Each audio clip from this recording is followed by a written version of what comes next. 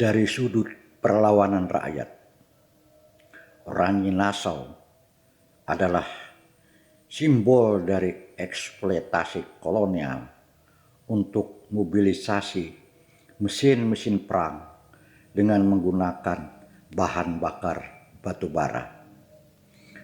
Suatu perang untuk menundukkan orang Banjar.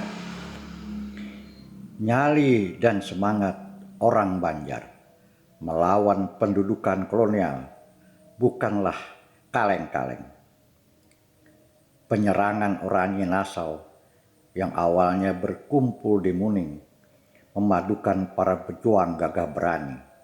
Ada Pangeran Antasari, ada Demang Lehman, ada Aling, ada Tumenggung Antaludin.